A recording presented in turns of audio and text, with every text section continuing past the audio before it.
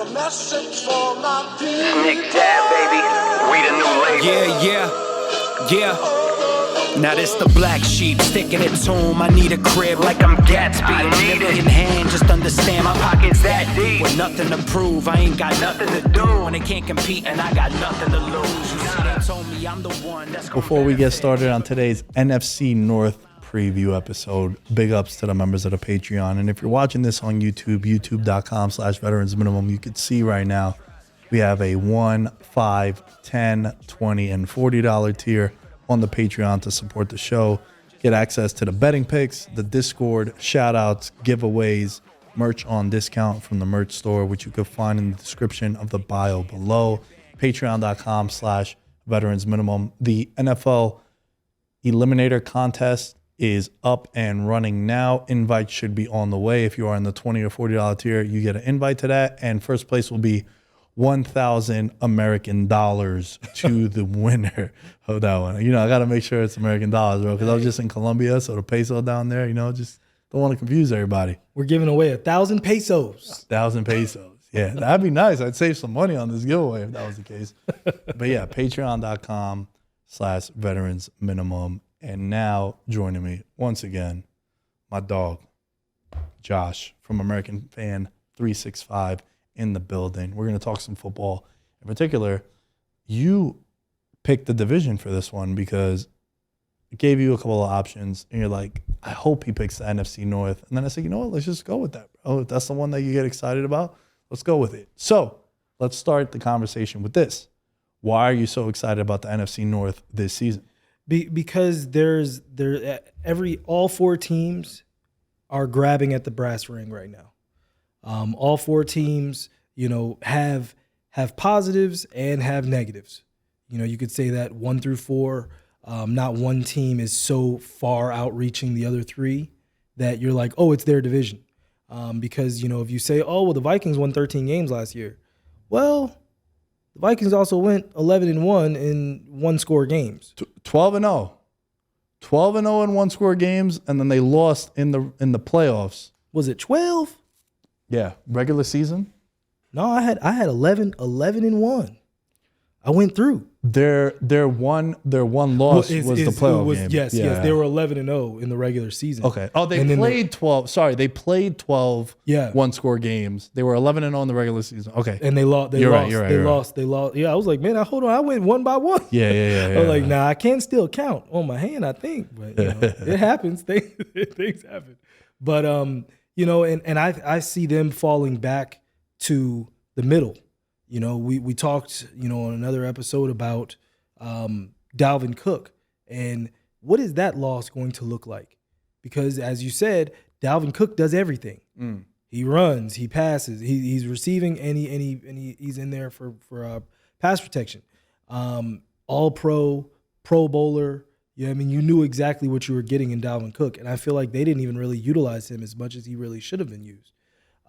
So it's going to be interesting. But that was my reason, was mainly because all four of these teams could all basically say that we could be the division champion, and nobody would be like, you're wrong. You are absolutely right.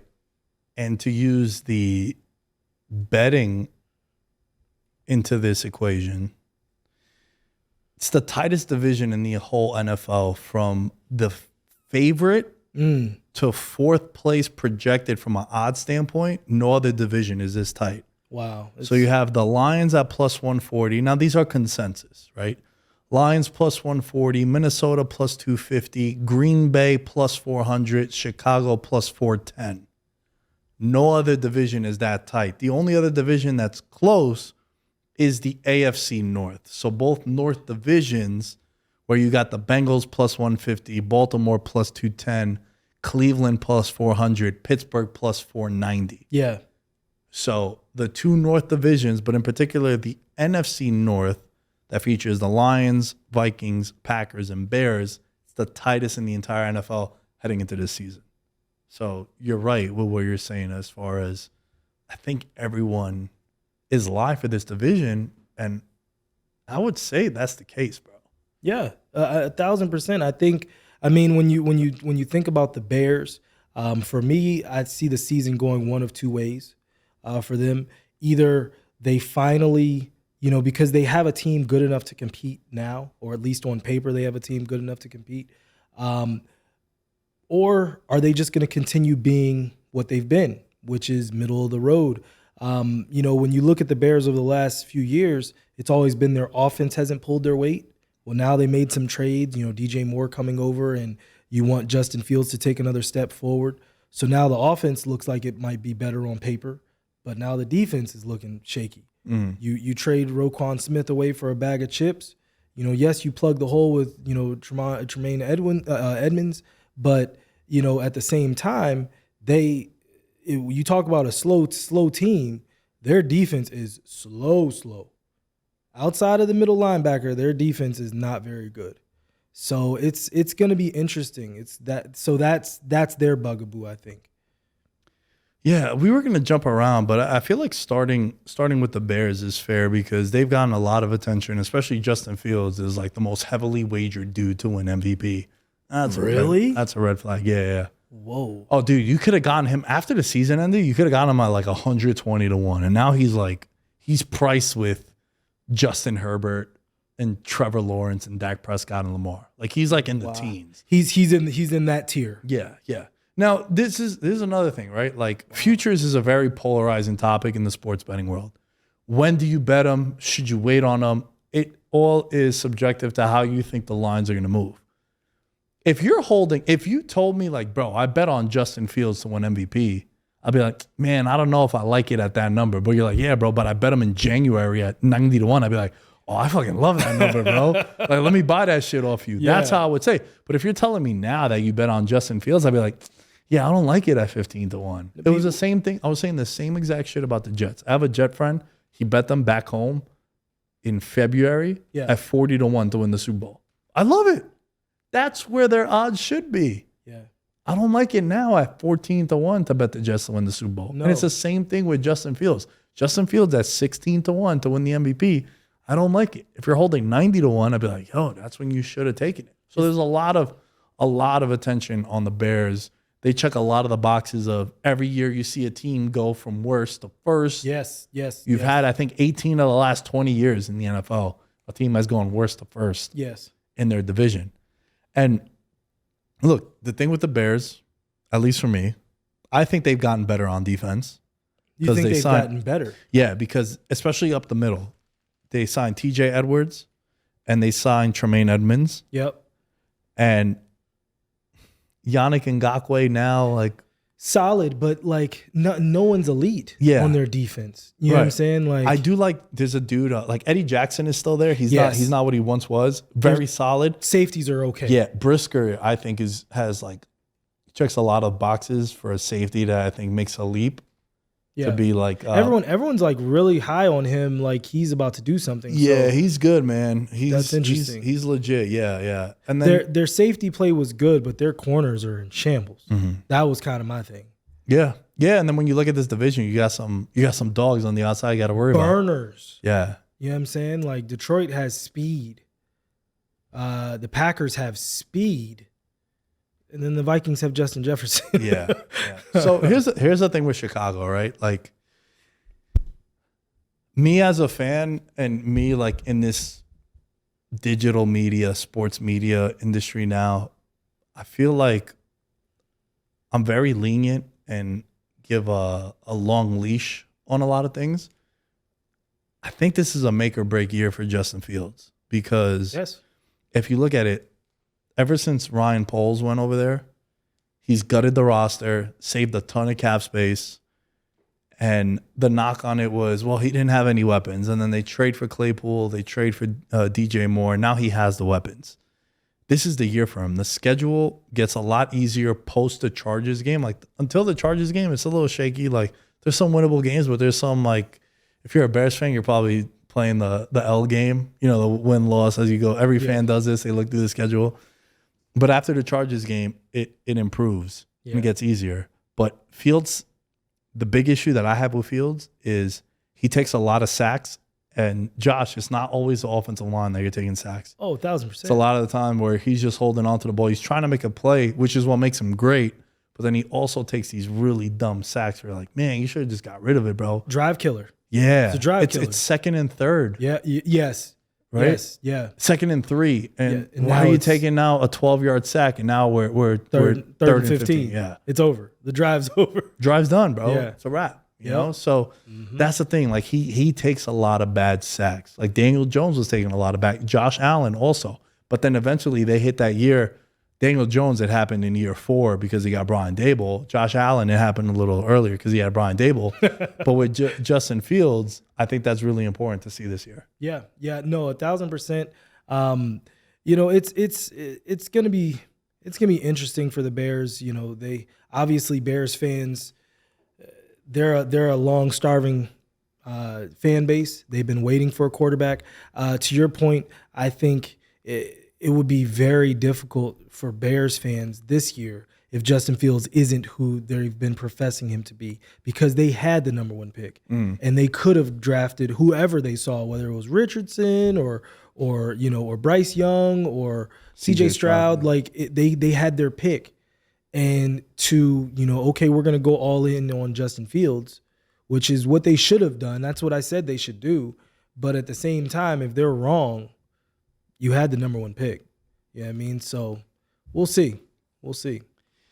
Last thing on Chicago, 80% of their offensive line is new. So 4 of the 5 positions are going to be new guys there. Yeah. Now, I think the most fascinating team in this division, bro, is Green Bay.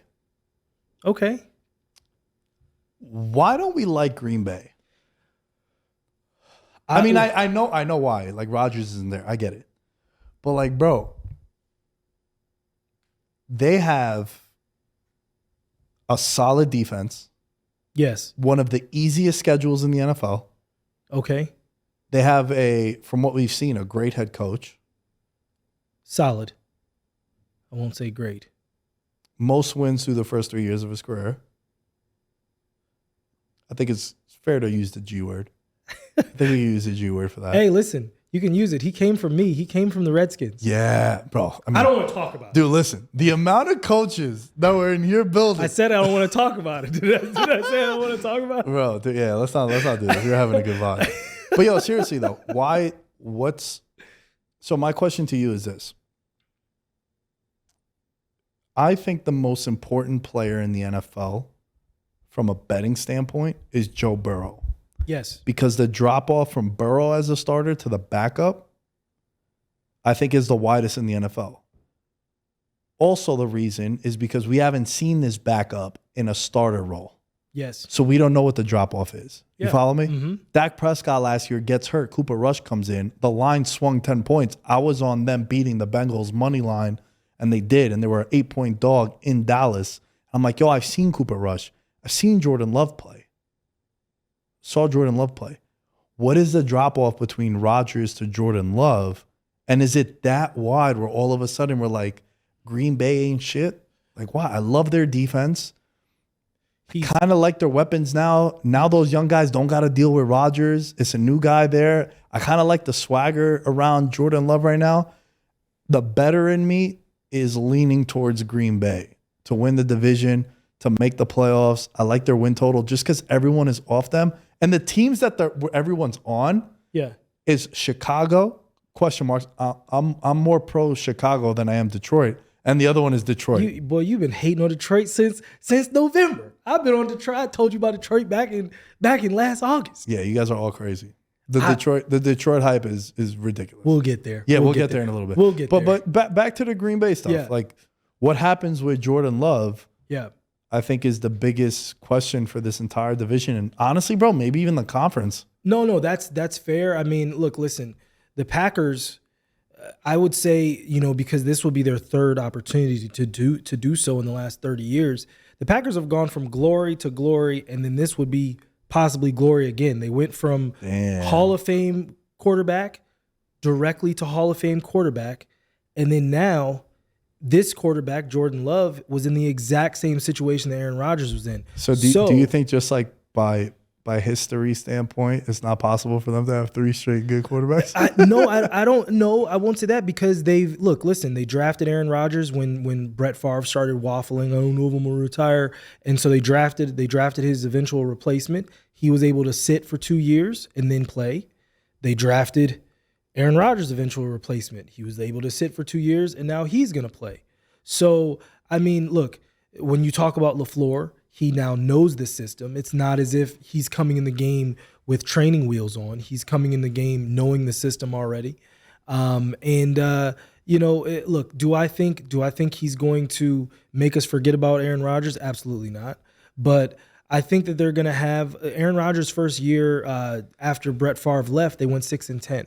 I think they're going to have that type of year. I think they're going to be like 7-10, maybe 8-9.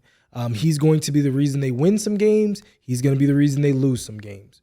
But I think they're going to. But to your point, they do have enough, like Romeo Dobbs and Watson. Jones, Dylan, I mean, they have dogs with him.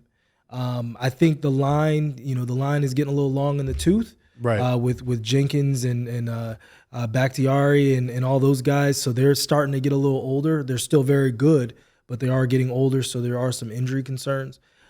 So that would be my only question when it comes down to the Packers.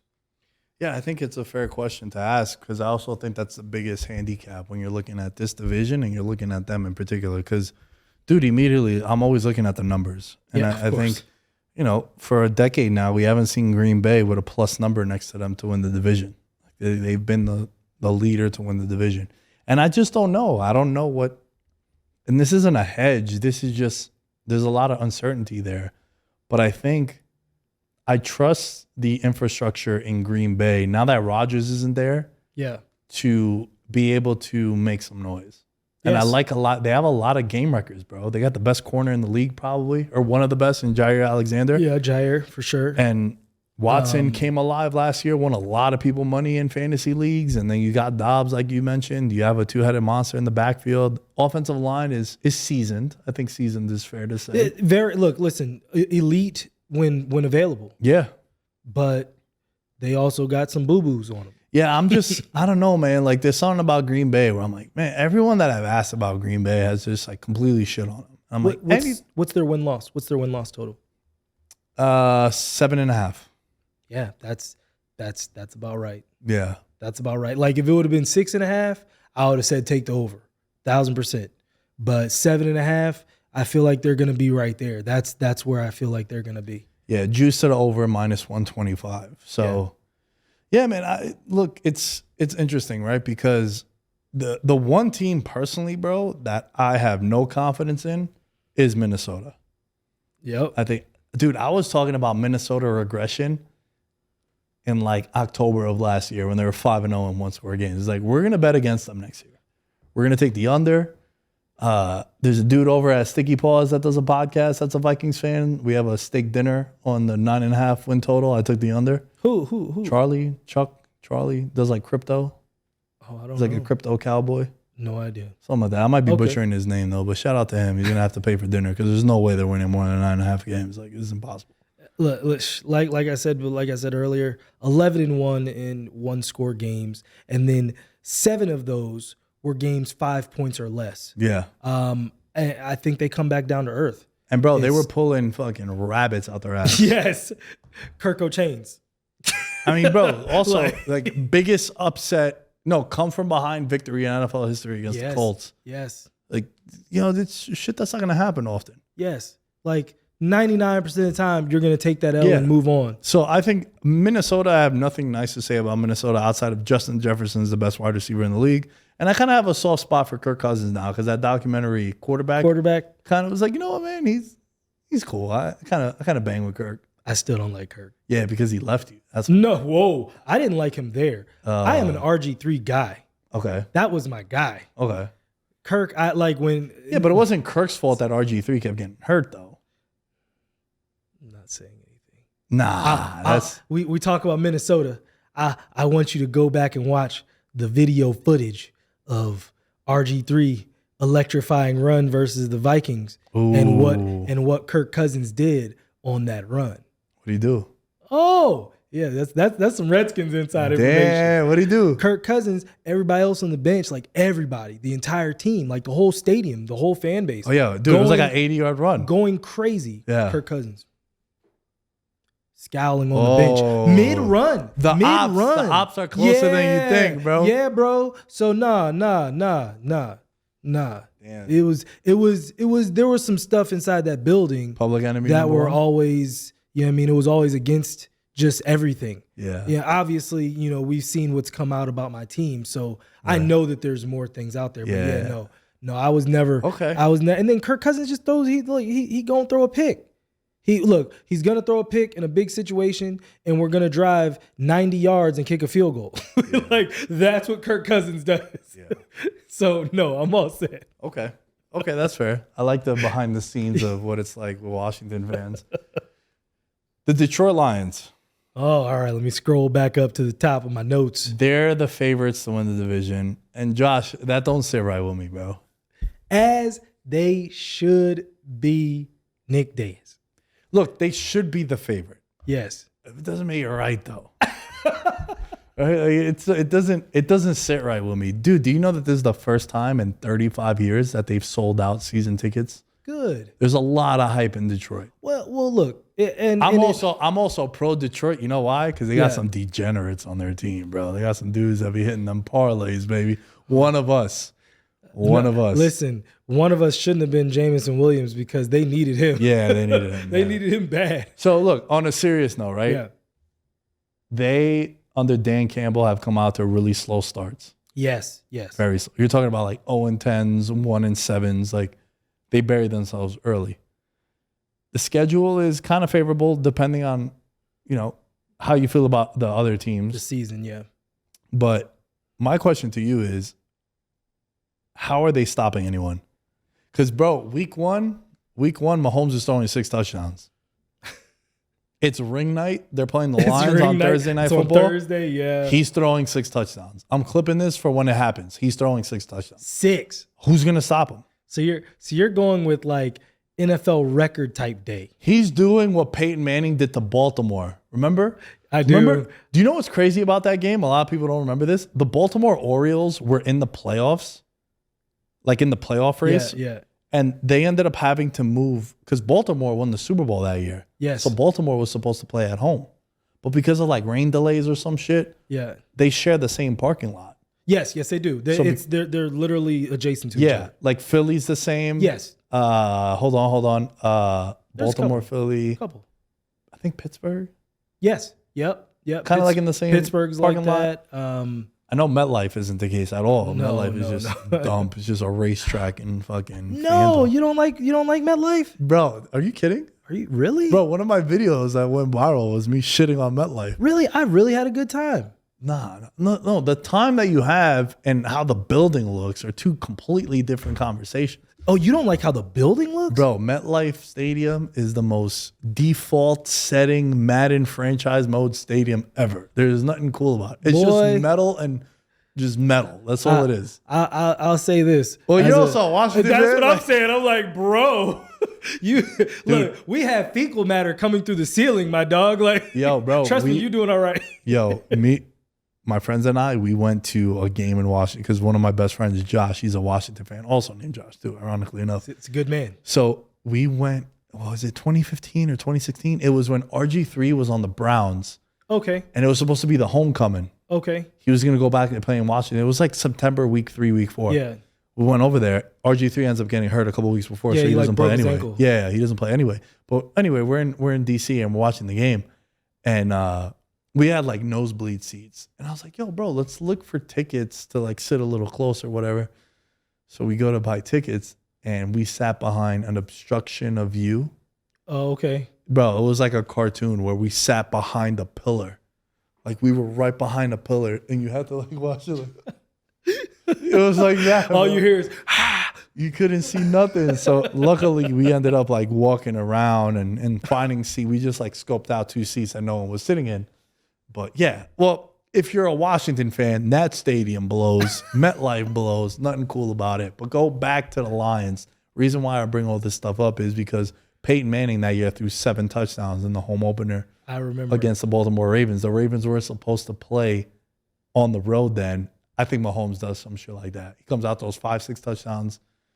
It's a rough way to start the season for sure. Yeah. For the Lions. When I saw that they drew the short straw for opening But night. the reason why they did that is because usually you put a marquee matchup or you put a matchup on there that it's obviously the defending champion.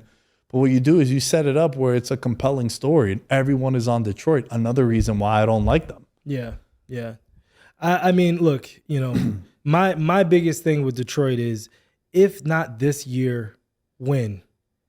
Out of everyone in this division now, they're the only team with a quarterback with playoff experience, real playoff experience. You know what I mean? Kirk Cousins has never won. Yeah. This guy's gotten to a Super Bowl at least. Jared Goff has made it all the way to the Super Bowl. You can say whatever you want about Jared Goff. There's only so many dudes that have actually made it to a Super Bowl, let alone won one. So they have a quarterback, and he's in a system now where he started really stretching his legs there the last 10 weeks of the season. So I'm really interested to see, how Amon-Ra St. Brown looks, how Jameson Williams looks when he comes back. It's definitely going to be interesting. They definitely could have done some things better in the draft, I feel. But I feel like at the same time, Dan Campbell is getting his type of people. And, and there's something to be said about that. The middle linebacker, Aiden Hutchinson last year, he wants guys that are going to run through a wall. And they've been doing that for him. I don't like that they let go of Williams, the running back. Because I thought that he kind of really embodied what they were building last year. So to let him just bounce for like no money, it wasn't like he went to New Orleans and got bread. He went to New Orleans and got like a baby check. You know what I'm saying? So like that was disappointing. That was a missed opportunity for me. But we'll see what Jahmyr Gibbs does. Yeah, first round pick. And also they lost DeAndre Swift. Yes. Who forever they just couldn't figure it out with him. I think he's a hell of a back. He's in Philly now. I'm praying that he continues to be the DNP. The what could have been, right? The what could have been. Exactly. Yeah, man. I don't know what it is about Detroit, bro. I just feel that I know what it is about Detroit. Everyone is on them, and everyone is praising them, and I'm just a little hesitant because I don't see it. I don't see it. But you could take it from me. I've been praising them since it wasn't popular. Yeah. I was doing this last summer, and everybody was like, "You're crazy," and I was like, "They're gonna win at least 8 games this year." Yeah. Everybody was like, "You're crazy." Yeah, and they had some impressive wins too. Like going into Green Bay when Green Bay needed just a win to make the playoffs. Yes, and took their lunch. Yeah. Well, it's gonna be interesting, man. This division is super compelling. A lot of storylines. I think all four teams have a serious question mark. Yes, Can the Lions play up to being a favorite? Yes. Is Justin Fields going to validate all this hype? Is the Viking regression going to be real? And is Jordan Love going to be anything competent for the Packers? And if all of those things check out, you're looking at a division that's going to come down to week 18. Yep. 1,000%. So it's going to be a banger. Let's wrap this one up, man. We've been here for a minute. That's all right. I always have a good time. Tell the people where they can find you. The American Fan 365. We are out. We are on YouTube, Instagram, TikTok, Spotify. Make sure you hit me up about being a fan correspondent, actually putting together a team of fans to go to games and share their fan stories. So definitely give us a like, give us a follow. And always enjoy being here with Nick and, spending time on Veterans Minimum and, just talking sports and being goofy and crazy. Yeah, you'll be back, bro. You'll definitely be back. Gonna add some stuff onto this wall as I look at it now. Look, I'm still so proud of you in terms of just that, because it's very, very compelling, it's extremely eye catching. It's growth. It's got some Vegas vibes to it, right? Yeah, no, for sure. I mean, just the when you first showed it to me, I was like, that's impactful. You're in the win. You're in an impactful place. So you needed something that was going to stand with you, and it definitely does that. And as we stay on this shot right here, you guys can see the VM, the new logo for the VM. If you guys want some merch, send on over Send your ass over to the merch store and support the show. Buy some T-shirts, buy some tank tops, buy some hats. I've got to find 5 minutes to actually start developing my merch. Oh, new logo. I forgot to tell you, I got a new logo. Nice, man. Show me after. Yeah. Show me after. At Nick Day, as you can find me. All things Veterans Minimum. At Veterans Minimum. We'll catch you guys later this week. Gold medalist, bronze like your medal is. So many deer in headlights, but it's bedtime. Hear that supper bell, main course, beat of venison. Dab.